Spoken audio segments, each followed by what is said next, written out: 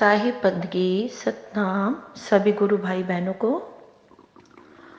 चल हंसा उस देश जहाँ साहिब का वासा है कि आज इस ग्रंथ के पृष्ठ नंबर 37 से मैं स्टार्ट करने जा रही हूँ, जिसका टॉपिक है अर्थ सार शब्द का तीजा भेद। तो आज हम आपको इसका तीजा भेद बताएंगे। चौपाई। तीजा भेद में कहाँ गंभीर, जाहि भेद से मिले कबीर। गुरु कबीर का सब घट वासा, गुप्त प्रगट कछु अजब तमाशा। जहाँ संत तहाँ प्रगट भयो, जहाँ असत गुप्त है रहियो।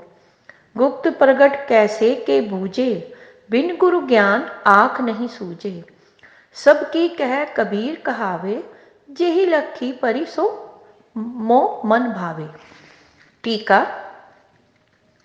तीसरे भेद में सतगुरु मदनपति साहेब जीवात्मा तथा गुरु में एक रूपता दिखाते हुए यह स्पष्ट करते हैं कि तात्विक दृष्टि में आत्मा तथा सतगुरु कबीर में कोई भेद नहीं है, अर्थात गुरु और शिष्य आत्म स्वरूप से एक जैसे हैं।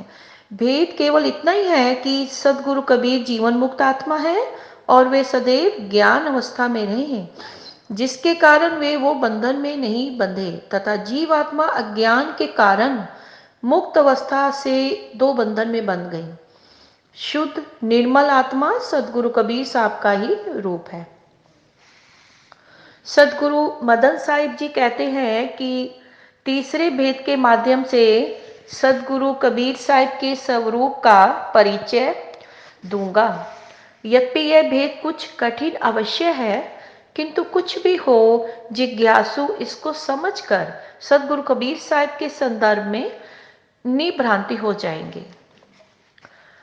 तो सदगुरु कबीर साहिब आत्म दृष्टि से प्रत्येक व्यक्ति के खट खट में रम रहे हैं। उस खट में उनका रूप प्रत्यक्ष है, जिसे आत्म परमात्म स्वरूप का यथार्थबोध हो गया है, तथा उस घट में गुप्त है, जिसे आत्म परमात्म स्वरूप को बोध ज्ञान नहीं हुआ है। गुप्त एवं प्रगट के इस रहस्य को वही समझने में सक्षम या समर्थ होंगे। जिन्हें सदगुरु का ज्ञान उपदेश प्राप्त हो जाएगा, बिना उपदेश ज्ञान का साक्षात्कार होते हुए भी मनुष्य सदगुरु कबीर के स्वरूप को समझने में सफल नहीं होगा। जहाँ भेदी संत महात्मा हैं, वहाँ सतगुरु कबीर प्रगट रूप से प्रत्यक्ष है। जहाँ अज्ञानी लोग हैं, वहाँ वे गुप्त हैं, जबकि ज्ञानी अज्ञानी दोनों में तात्विक रूप से एक समान विद्वान रहते हैं। जो आत्मा परमात्मा तथा माया के भेद को भली भांति रूप से कहने में समर्थ है, वही कबीर है। सदगुरु कबीर कहते हैं कि मेरा यह ज्ञान जिसे भी भली प्रकार दृष्टिगत होता है, वही मेरा प्यारा है, अर्थात वही मुक्ति पद का अधिकारी है। साखी। आदि कहा अब कहत है, अंत कहे का सोए। जो वक्ता जेहि लाखी परे, तेहि परिचय गुरु होए। टीका। जिस जिज्ञासु साधक को भेदी संत सतगुरु के द्वारा गुरु एवं आत्म परमात्म परिचय हो जाता है, ऐसे साधक इस ज्ञान को अच्छी प्रकार कहने में समर्थ हो जाता है। इतना ही नहीं, उसके अनर्थ की सारी भ्रांतियां स्वयं में दूर हो जाती हैं। आत्म परमात्म ज्ञान हो जाने पर ऐसा साधक अपने आप को तारने वाला हो जाता है, अर्थात वह स्वयं ही स्वयं के द्वारा तर जाता है। चौपाई। आप कहे आप निरुवारे, आप पे तरे आपको तारे। तारन तरन आप है भाई, गुरु सेवक दुई नाम धराई। टीका। संत सदगुरु के द्वारा आत्म परमात्म परिचय होने के बाद साधक स्वयं को तारने के साथ साथ दूसरे को भी तारने में सहायक होता है, अर्थात स्वयं सदगुरु रूप हो जाता है। इससे यह स्पष्ट है कि गुरु और सेवक कहने के तो दो होते हैं, किंतु ज्ञान होने पर गुरु सेवक एक हो जाते हैं, यानी एक रूप हो जाते हैं। मात्र कहने को ही गुरु और शिष्य दो नाम होते हैं। साखी। आदि गुरु का ज्ञान लही किन पुकार कबीर, नाम कहे सो भूल है ज्ञान लखे सो धीर। देत लखाई आपनो आप कबीरा साखी, मदन सोई जन बूझी है ताको दिल की आखी। टीका। सदगुरु मदन साहिब कहते हैं कि सदगुरु कबीर साहिब ने परमात्मा के ज्ञान को लेकर ही संसार में परमात्म ज्ञान का प्रचार किया है। जो साधक जिज्ञासु 52 अक्षरों के द्वारा निर्मित नाम का जप करके आत्मा परमात्मा का अनुभव करना चाहते हैं, वे सर्वथा भूल में हैं। ऐसी स्थिति में 52 अक्षरों के नाम को छोड़कर जो आत्मा परमात्मा के स्वरूप ज्ञान का परिचय प्राप्त करेंगे, वही इस कालजाल को मुक्त होकर जन्म मरण से छुटकारा पाएंगे। पुनः समझने के लिए मदन साहिब कहते हैं कि अपनी आत्मा ही सदगुरु कबीर के रूप में अपने अंतस में साक्षी देने लगती है। यह रहस्यमय ज्ञान वही पूछेंगे जिन्हें अपनी अंतर्दृष्टि का ठीक ठाक बोध विचार हो गया है। बिना अंतर्दृष्टि खुले आत्म परमात्मा की सच्ची जिज्ञासा पैदा नहीं होती। अंतर्दृष्टि से सत्य असत्य का पूरा पूरा निर्णय साधक स्वयं में करने में सफल हो जाता है। ऐसा साधक किसी पक्षपात दुराग्रह आदि में नहीं फंसता। झूलना। तुम जानते हो हम कौन है जी, तुम खूब हमें पहचानते हो। हमें बिना तुम्हें कौन कहे, इस देह को क्या तुम जानते हो। हम नहीं खैर तुम ही सही, हमें काहे को बीच में सानते हो। कहे कबीर तुम हमें में आए के बैठ के ज्ञान विचारते हो। टीका। सतगुरु कबीर साहिब 52 अक्षरों के प्रति संकेत करते हुए कहते हैं कि हे 52 अक्षरों, क्या तुम मुझ आत्मा को जानते हो। अर्थात तुम मुझे आत्मा को ना तो जानते हो और ना पहचानते हो। हे 52 अक्षर, मुझ आत्मा के बिना तुम्हें कौन कह सकता है। क्या इस भेद को तुम जानते हो, अर्थात तुम्हें इसका भी बोध ज्ञान नहीं। पुनः 52 अक्षरों को संबोधित करते हुए सतगुरु कबीर साहब कहते हैं कि माना कि तुम ही तुम हो, मैं नहीं, तो तुम स्वयं ही अपने आप प्रकट क्यों नहीं हो जाते। अर्थात यदि मैं तुम्हें उत्पन्न ना करूं तो स्वयं उत्पन्न नहीं हो सकते। तब तुम हो श्रेष्ठ, या मैं कहने का आश्चर्य यह है कि 52 अक्षर की उत्पत्ति चैतन्य आत्मा से हुई है। तब 52 अक्षरों के द्वारा चैतन्य आत्मा का ज्ञान कैसे संभव है। किंतु आश्चर्य है कि संसारी गुरुआ लोग मंत्र जाप के द्वारा आत्म परमात्मा ज्ञान करवाने का दावा करते हैं। ये कहां तक सत्य है, क्या अब भी किसी से छिपा रह गया। सतगुरु कबीर साहिब जी कहते हैं कि हे 52 अक्षरों, तुम मुझे चैतन्य आत्मा के द्वारा ही तो किसी भी ज्ञान का विचार चिंतन ध्यान करते हो। यदि तुम्हें मैं अपने में आश्रय ना दूं तो तुम्हारा अपना ना तो अलग से कोई स्वरूप बन सकता है और ना ही तुम अलग से कोई अस्तित्व है। चौपाई। कासे कहूँ कहा नहीं जाई, मेरी गति कोई जाने ना भाई। हमें दास दासन के दासा, अगम अगोचर हमरे पासा। जहाँ वहाँ पाही दुई ठाऊ, सत्य कबीर कली में मोर नाऊ। जो लेता हमरी पुनि सोई, नाम धरे पूला सब कोई। टीका। सतगुरु कबीर साहिब कहते हैं कि मैं गुरु एवं आत्म परिचय के भेद को किससे कहूँ, क्योंकि मेरा वास्तविक स्वरूप का ज्ञान किसी को नहीं है। आत्मा स्वयं ही अपने से उत्पन्न होने वाले 52 अक्षरों के रहस्य को ना समझने के कारण उल्टा 52 अक्षरों की दास बन गई है। यह नहीं कि सही आत्मा गुरु शिष्य संबंध से एक दूसरे की दास बन जाती है।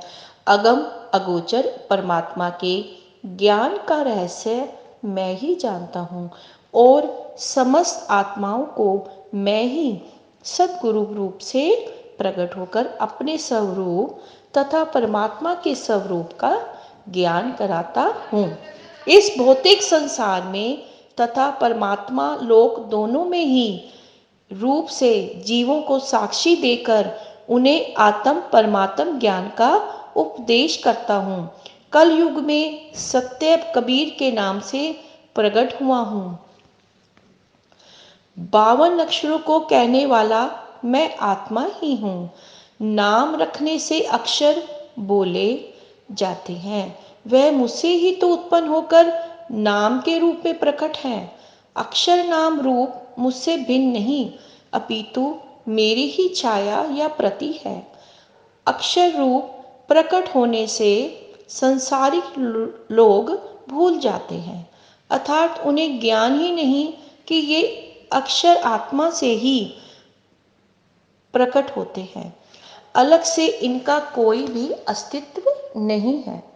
बीजक, मैं तो सभी की कही मौके कोट न जान, तब ही अब भी अच्छा जुग जुग होठ न आन। मसी कागज छू नहीं, कलम ही नहीं हाथ, चारों युग की महात्म कबीर मुखी जानी बात। बिन गुरु ज्ञान द्वंद्व भो, खसम कही मिल बात, जुग जुग से कहवाइया काहू न मानी बात। टीका, सदगुरु कबीर साहब कहते हैं कि मैं माया, सृष्टि रचना, आत्म तथा परमात्मा के भेद को भली प्रकार कह दिया, किंतु मेरे को किसी ने नहीं जान पाया कि मैं सृष्टि के आदि में भी बंधन मुक्त शुद्ध निर्मल था और आज भी बंधन मुक्त निर्मल हूँ। प्रत्येक युग में जीवों को चेताने के लिए इसी रूप में आता रहता हूँ। किसी युग में मैं दूसरा रूप बदलकर नहीं आया, क्योंकि आत्मा स्वरूप से एक जैसे हैं।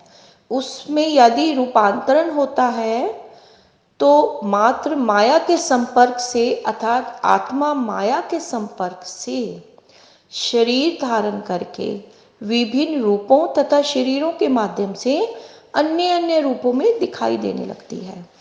कबीर साहब कहते हैं कि जब जब इस सृष्टि में जीवों को बंधन से मुक्त करने आया हूँ, तब तब मैंने स्याही, कागज एवं कलम का आश्रय नहीं लिया, अपितु आत्म परमात्म ज्ञान को हमेशा शब्दों के द्वारा ही व्यक्त किया है। चारों युग में इस ज्ञान को वाणी के माध्यम से व्यक्त करके इनकी महत्ता एवं श्रेष्ठता का बखान किया है। पुनः सदगुरु कबीर साहिब जी आत्म परमात्मा के ज्ञान की श्रेष्ठता को व्यक्त करते हुए कहते हैं कि बिना सदगुरु के सच्चे ज्ञान के कारण इस संसार में सांप्रदायिक मत, पंथ आदि का झगड़ा फैला हुआ है। सभी अपने अपने इष्ट की श्रेष्ठता का व्याख्यान करते हैं, कोई सत्य निर्णय पर विचार नहीं करता। मैंने प्रत्येक युग में आत्म परमात्मा की बात कही, किंतु इन झगड़ने वाले में से किसी ने भी हठ धर्मी वंश मेरी बात पर विश्वास नहीं किया। पूरो छप्य पूरो पूर्ण प्राण ते और न कोई, काया बीर कबीर परम गुरु निश्चय सोई। टीका, इस स्थूल शरीर में सब जगह प्राणवायु का संचार है। यह प्राणवायु ही चैतन्य आत्मा का सानिध्य प्राप्त कर इस शरीर को गति में किए हुए है। प्राणवायु और शरीर को गतिमान करने वाली चेतन आत्मा ही इस शरीर या कारण की मूल निधि है। दूसरे शब्दों में यही चेतन आत्मा कबीर है और यही कबीर परम सदगुरु कबीर साहिब का रूप है। अर्थात सदगुरु कबीर और चेतन आत्म स्वरूप से एक समान जैसे हैं, उनमें कोई भेद नहीं है। बीजक साखी, सब वजूद के अंदरे है मौजूद कबीर, मोही सुलभ कर देखिए सभी में है पीर।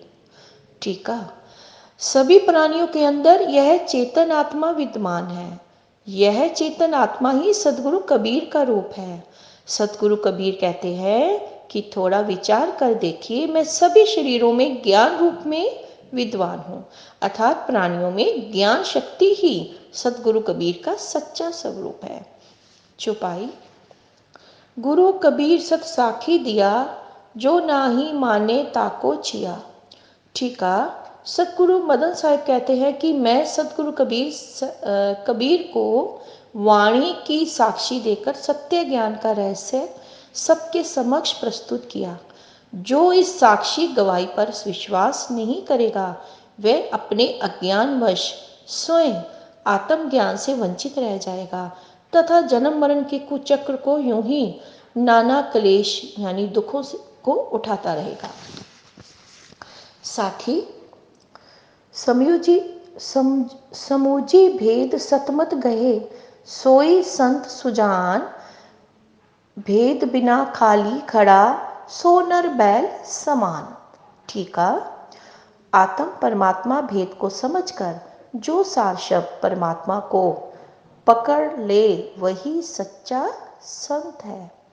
यदि उसने सार शब्द को ना जान पाया तो उसका जीवन खाली घड़े के सदृश व्यर्थ है और ऐसा मनुष्य ज्ञान विहीन होने के कारण बैल के समान पशु तुल्य है। तो इसी के साथ ही हमारा सार शब्द का तीसरा भेद समाप्त होता है। सभी गुरु भाई बहनों से निवेदन है कि इस ऑडियो को सुनकर आप ज़्यादा से ज़्यादा शेयर करें और लाइक करें और आगे सभी लोगों तक पहुंचाएं और इसका हर कोई लाभ प्राप्त कर सके और इस सेवा में आप भागीदारी बने। साई बंदगी सतनाम।